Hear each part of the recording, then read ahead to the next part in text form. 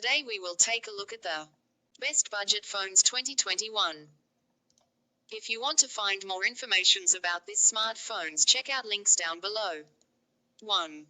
Google Pixel 4a. The Google Pixel 4a takes everything that made the Pixel 3a great: the flagship caliber camera, the thoughtful software, the impressive build quality, and improves upon it, while also lowering the price to $349. The result isn't simply the best cheap phone on the market. It's one of the best phones. After testing the Pixel 4a, I personally wouldn't hesitate to choose it over the iPhone SE. While the iPhone SE is more powerful and has conveniences like wireless charging and water resistance, Google's mid-range offering tops Apple's in several other areas, including a larger and brighter OLED display, more modern design, and double the storage out of the box. Google Pixel 4a design. If you've seen Google's Pixel phones in recent years, you know they don't tend to take risks in terms of design. At a time when Mountain View's competitors began churning out devices with minuscule bezels, massive multi-lens cameras, and hole-punch front-facing shooters, the latest Pixels have been rather pedestrian in terms of their appearance, only distinguished by unique materials, finishes, and colorways. And so it's hardly surprising that the Google Pixel 4a looks a lot like Pixel 4, but cleaner and lighter, with slimmer bezels and a plastic-clad chassis replacing the pricier phone's combination of glass and metal. Thankfully, the Pixel 4a still manages to feel satisfyingly solid, thanks to a matte texture that's pleasing to the touch. The square camera patch on the back seems a little silly, especially considering the Pixel 4a only features one lens and the LED flash, though at least the camera array is smaller and, dare I say, cuter than the one on the back of the flagship Pixel 4. Looking at the Pixel 4a spec sheet alone, you'd expect very little from its camera. It uses the same lens and sensor as the past two generations of Google phones, and the numbers, 12.2 megapixels and an f1.7 aperture out of a single lens, surely aren't very inspiring in an era when flagship models are boasting triple-digit megapixel counts. 2. iPhone SE. The iPhone SE 2020 is what happens when you make a cheap phone that isn't cheap. For $399, this iPhone offers the same fast performance as the iPhone 11 and iPhone 11 Pro, thanks to its A13 Bionic processor. And that same chip gives the iPhone SE photography capabilities that most budget Android phones lack. This includes portrait mode for the front and rear cameras, smart HDR, and extended dynamic range when shooting videos. With its 4.7-inch display, the iPhone SE is best for those who prefer smaller phones, but the screen is bright and colorful. You also get a Touch ID button for unlocking the device, Apple Pay, and entering passwords, as well as a water-resistant design. The new iPhone SE supports wireless charging as well. The new iPhone SE is well made with its glass and aluminum chassis, but the bezels are on the big size. Plus, you don't get the night mode for the camera offered by the iPhone 11. But overall, this is easily the best cheap phone yet. I generally like the iPhone SE's design, with one exception.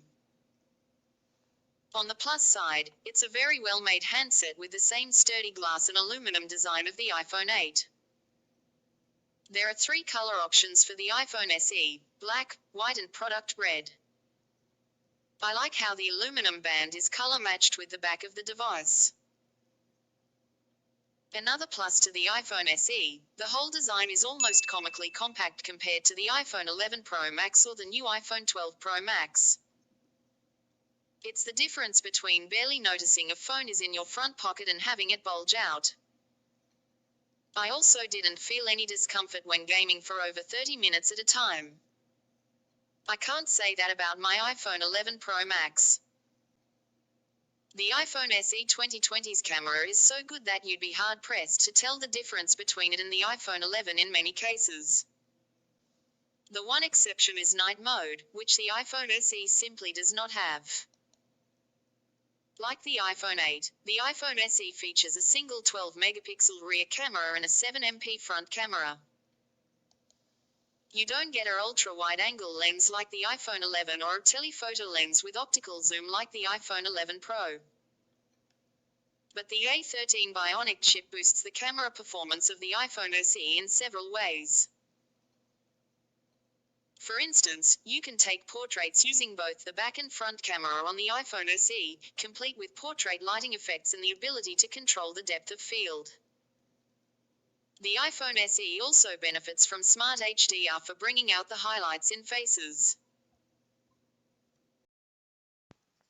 3. Moto G Power 2021. A really long-lasting phone endures for more than 11 hours on our battery test. The new Moto G Power blows them away with a runtime of 14 hours and 4 minutes.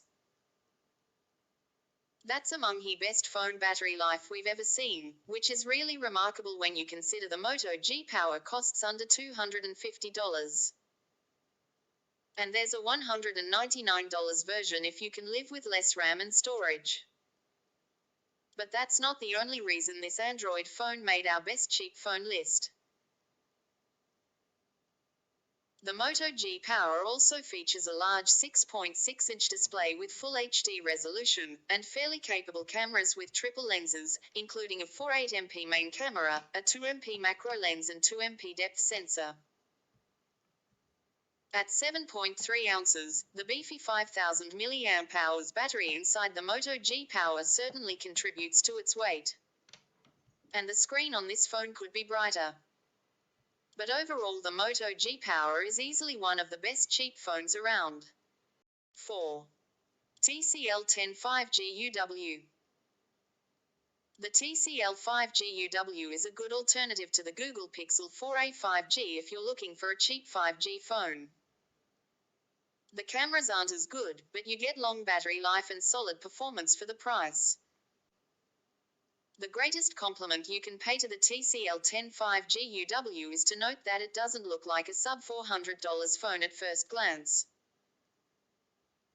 Pick up the handset and tap the plastic back, and the secret's out of the bag, but TCL excels at designing phones that hide their budget origins well.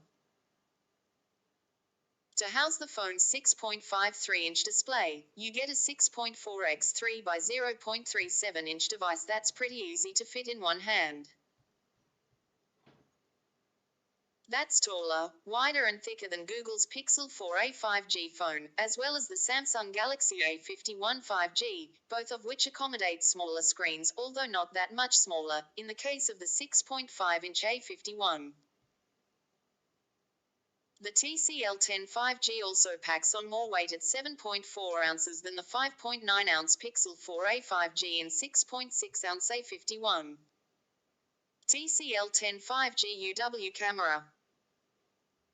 The cameras on the TCL branded phones we've reviewed to date haven't really blown us away, delivering solid pictures but struggling with overall consistency. That trend continues with the TCL 10 5G UW, which doesn't really challenge the best camera phones we've seen but will produce generally pleasing photos for a device that costs you less than $400. TCL 10 5G UW battery and charging. The 4,500 mAh battery in the TCL 10 5G UW is more than capable of getting you through the day on a charge. In our battery test, which involves having the phone surf the web over cellular until it runs out of power, the phone lasted an average of 11 hours and 7 minutes. That's well ahead of the average for smartphones and places the TCL 10 5G UW on our best phone battery life list. 5. Samsung Galaxy A51. After last year's successful Galaxy A50, Samsung's new Galaxy A51 adds even more value for under $400, with its 6.5-inch AMOLED display, quad-lens camera that includes ultra-wide, depth and macro shooters, as well as a generous 128GB of storage built in. We especially like the A51's design. It's made of plastic, but feels well built, and its full-screen proportions and slim bezels make it for a more attractive mid-range offering than even the new iPhone SE. Well, at least until you try to use those cameras to take shots in low light. The Galaxy A51 is a very pretty looking phone, though it suffers with camera quality and performance. Apps can sometimes take too long to open, and the device can get flustered when you've got a lot of things going on at once. Samsung's latest budget offering isn't quite as compelling all around as the iPhone SE, Pixel 3a or Moto G Power, but it is a respectable choice nevertheless, especially if you want a large AMOLED screen for under $400. There are several reasons for that. First, the A51 is light, really light. Holding them each in one hand, you can tell the Galaxy is a smidge heftier, but not by nearly as much as you might assume. Second, the A51's display is flat, which is actually a breath of fresh air from the curved panels inescapable in every modern premium handset. It's hard to put my finger on, but a flat screen simply feels simpler to use and easier to live with.